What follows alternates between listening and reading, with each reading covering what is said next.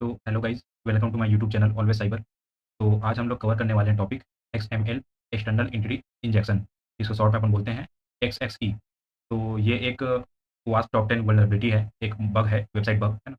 तो आज अपन इसको कवर करने वाले हैं। तो इसको हम बग बाउंटी और पेन टेस्टिंग के अंदर पढ़ रहे हैं, बग बाउंटी और पेन टेस्टिंग डोमेन के अंदर। तो फिर यहाँ पे है XML. First of all, what is this XML? ठीक है, एक्सएमएल क्या होता है? तो हमारा जो एक्सएमएल है इसका फुल फॉर्म है एक्सटेंसिबल मार्कअप लैंग्वेज। ठीक है, तो जैसे हमारा एचटीएमएल होता है, एचटीएमएल को अपन क्या करते हैं, कोई सी भी वेबसाइट बनाने के लिए यूज़ करते हैं, है ना। वेबसाइट में अपन कुछ फोटोज़ डालते हैं, कुछ टेक्स्ट को अपन वेबसाइट में बहुत सारे पैराग्राफ्स रहते हैं, कुछ इमेजेस रहते हैं, कुछ वीडियोज़ रहते हैं, वो सबको रेंडर करने के लिए अपन क्या यूज़ करते हैं, एचटीएमएल, एचटीएमएल मार्कअप लैंग्वेज। उसी टाइप से हमारा एक्सएमएल भी एक मार्कअप लैंग्वेज है, बट इसका यूज़ हम एचटीएमएल की तरह ना करके इसका एक डिफरेंट यूज़ होता है। तो इसका यूज़ क्या करते हैं, इसका बेसिकली अपन यूज़ करते हैं to store and transport data. ठीक है, तो सॉरी यहाँ डेट लिखी हुई है, ये डाटा है, to store and transport data. ठीक है, तो एचटीएमएल का यूज़ अपन एक्सएमएल का यूज़ अपन करते हैं किसी भी डाटा को स्टोर करने के लिए और उसको ट्रांसपोर्ट करने के लिए, आपके वेबसाइट से बैकएंड में जो सर्वर है उस तक पहुँचाने के लिए, है ना। तो यहाँ पे जैसे अपन एग्जांपल देख सकते हैं, ये जो दिया हुआ है नोट और ये क्लोजिंग मार्क में नोट और जो भी यहाँ डिटेल दिख रही है ना, ये हमारा है एक एग्जांपल है एक्सएमएल का, है ना। तो यहाँ पे आप देख सकते हो नोट जो है ओपनिंग हुआ है, फिर यहाँ पे नोट क्लोजिंग भी हुआ है, यहाँ पे टू ओपनिंग हुई है, फिर टू क्लोजिंग हुई है, यहाँ फ्रॉम ओपनिंग है, फिर फ्रॉम क्लोजिंग है, हेडिंग, है ना, ऐसे करके है। तो यहाँ पे आप देख सकते हो ये जैसे क्या है, एक काइंड ऑफ ये कुछ डाटा है जिसको अपन इस ऑर्गेनाइज्ड फॉर्म में वेबसाइट से बैकएंड में जो सर्वर है उसको भेज रहे हैं, है ना। तो अब ये बैकएंड सर्वर इस एक्सएमएल को अपने अकॉर्डिंग वो इंटरप्रेट कर सकता है ना।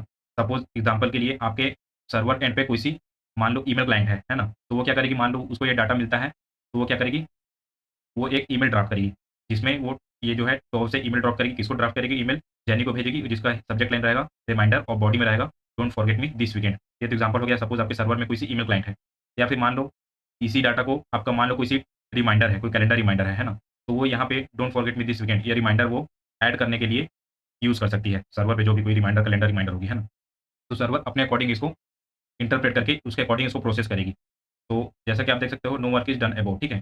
तो ये एक्सएमएल के द्वारा कोई अलग से काम नहीं किया जाता, जैसे अपन एचटीएमएल के द्वारा करते थे, है ना? कि वेबसाइट में अपन रेंडरिंग कर रहे हैं, वो सब कर रहे हैं। तो यहाँ पे अपन एक्सएमएल को बेसिकली यूज़ करते हैं to store and transport data. ठीक है? तो ये तो हो गया नॉर्मल अपना एक्सएमएल।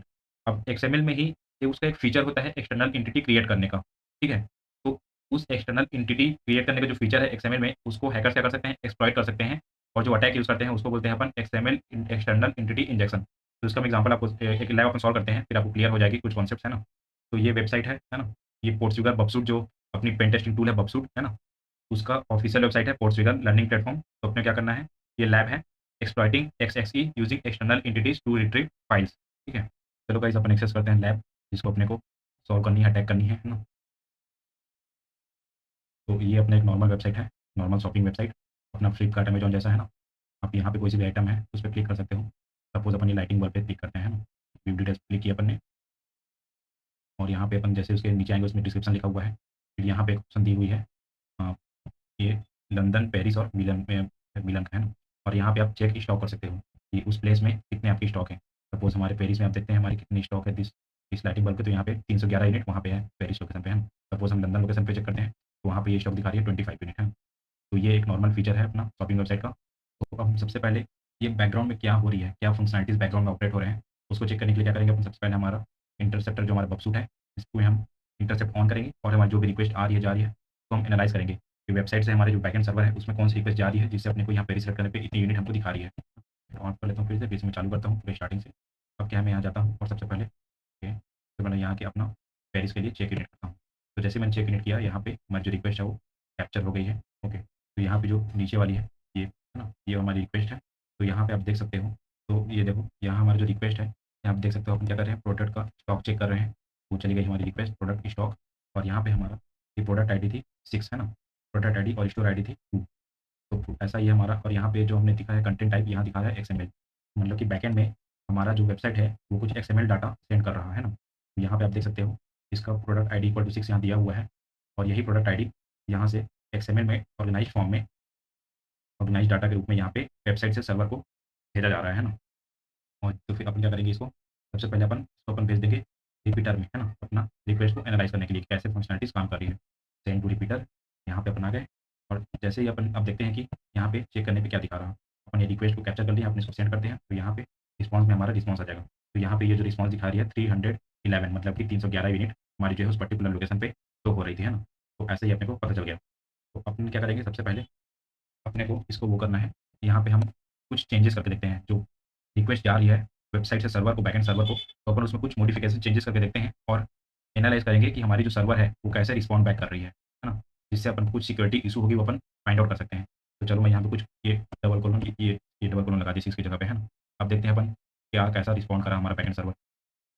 तो यहाँ पे आप देख सकते हो invalid product ID 6 double colon, मतलब कि अपन जो भी वैल्यू यहाँ पे इंसर्ट कर रहे हैं, तो क्या कर रही है हमारी वेबसाइट, तो सॉरी हमारा जो बैकएंड सर्वर है उसको रिस्पॉन्स में ऐसा हमको रिटर्न कर रहा है, हमारा डिस्प्ले कर रहा है, ठीक है? तो मतलब कि अगर हम यहाँ पे कुछ पेलोड लगाते हैं, है ना? तो वो यहाँ पे हमारे रिस्पॉन्ड में वो पेलोड काम करके हमको आउटपुट दिखा देगा, है ना? तो अपन क्या करेंगे, ये क्या है अपना एक्सएमएल है, नॉर्मल एक्सएमएल। तो इसमें एक फीचर होता है एक्सटर्नल एंटिटी क्रिएट करने का। तो अपन क्या करेंगे, उस फीचर का मिसयूज़ करेंगे, ठीक है? तो यहाँ पे है एक, मैंने एक पेलोड दिया है, ये आपको पेलोड दिखाता हूँ। तो ये है, ये एक एक्सएमएल एक्सटर्नल एंटिटी का एक सैंपल है, ठीक है? एक फॉर्मेट है। तो यहाँ पे आप देख सकते हो, यहाँ पे है एक डॉक टाइप, हम लोग एक एंटिटी क्रिएट कर रहे हैं डॉक टाइप टेस्ट नाम से, और एंटिटी हमारी हमने यहाँ पे एक्सएक्सी करके एक एक्सटर्नल एंटिटी क्रिएट कर रहे हैं। ये सिस्टम क्या करेगी, यहाँ पे जो सिस्टम है ये करेगी, जो हमारे बैकएंड जो सर्वर है उसमें जो भी लोकल फाइल्स हैं उसको वो फेच करने का ट्राई करेगा, ठीक है? तो ये हमारा पेलोड है, तो हम अब इसको यहाँ पे कॉपी करते हैं और देखते हैं कि हमारा वेबसाइट में ये काम कर रहा कि नहीं कर रहा, ठीक है? तो ये हुआ, यहाँ पे आ गए। तो अपन सपोज़ अपन कर देते हैं वापस से, और यहाँ पे चलो अपन लगा देते हैं हमारा पेलोड, है ना? ये हमने पेलोड यहाँ पेस्ट कर दी। अब हम देखते हैं कि हमारा बैकएंड सर्वर कैसे रिस्पॉन्ड कर रहा है। तो यहाँ पे देख सकते हो अभी भी 301 आ रहा है, ठीक है? 301 क्यों आ रहा है? क्योंकि अभी सिर्फ़ यहाँ पे जो प्रोडक्ट आईडी 6 था, उसको वो चेक कर रहा, ठीक है? और हमने क्या किया है, यहाँ पे हमने कमांड यहाँ पे एक्सटर्नल एंटिटी इंजेक्ट तो कर दिया है, बट हमने क्या किया है, यहाँ पे जो भी क्या करेगी ईटीसी पासवर्ड, जो ईटीसी पास डब्ल्यूडी फाइल है ना, ये क्या होता है, जो भी लिनक्स डिवाइसेज़ हैं, लिनक्स सिस्टम्स हैं, उसमें ये एक फ़ोल्डर होती है ईटीसी पास डब्ल्यूडी।